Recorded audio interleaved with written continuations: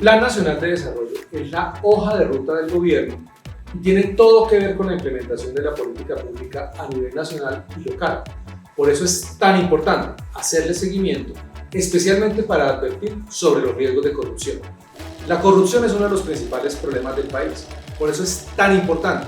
hacerle un seguimiento estricto al Plan Nacional de Desarrollo y sobre todo identificar esas posibilidades que el plan da para que determinados actores se aprovechen de ese marco legal para incidir y tener la posibilidad de capturar recursos públicos a través de actos de corrupción.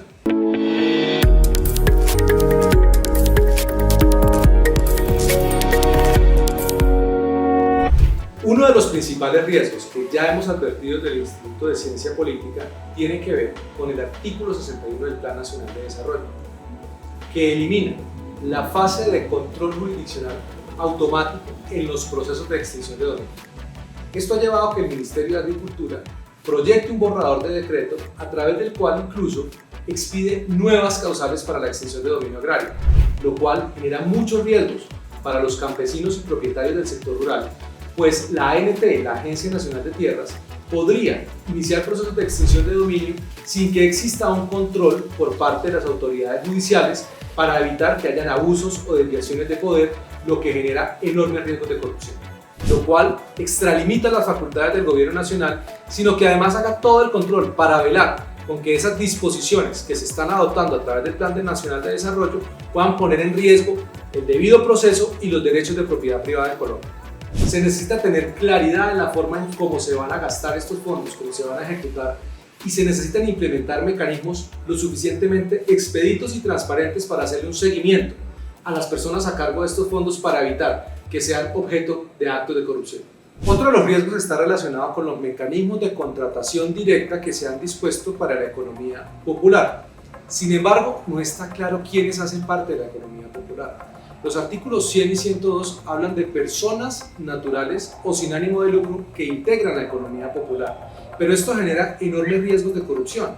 Por un lado, porque no está definido cuántos contratos de mínima cuantía puede celebrar una entidad del Estado con este tipo de personas que participan de ese modelo económico, y segundo, porque esto implicaría que se saltarían procedimientos como el Registro Único de Proponentes, que permite identificar claramente quiénes son las personas con las cuales el Estado celebra contratos, les hace seguimiento a partir también de unos criterios técnicos. Se necesita claridad y especificidad a la hora de determinar quiénes integran la economía popular, qué requisitos deben tener al momento de contratar con el Estado y sobre todo la idoneidad y la capacidad de ejecutar el objeto de los contratos y de administrar recursos públicos. Esta situación ha sido advertida por el PNUD a través de su herramienta de identificación de riesgos de corrupción, que establece que los artículos 100 a 105 tienen un riesgo de corrupción del 95%. Por eso es tan importante desplegar todas las capacidades necesarias para hacerle un seguimiento estricto a la implementación de estos artículos por las distintas entidades del Estado. La misma herramienta advierte sobre los riesgos de corrupción con la figura de las asociaciones público-populares.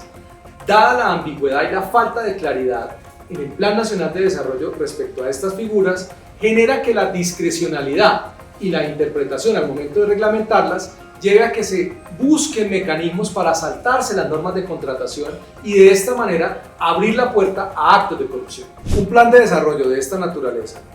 requiere una batería robusta de indicadores, lo cual a 4 meses de su aprobación no se visibiliza en el Departamento Nacional de Planeación.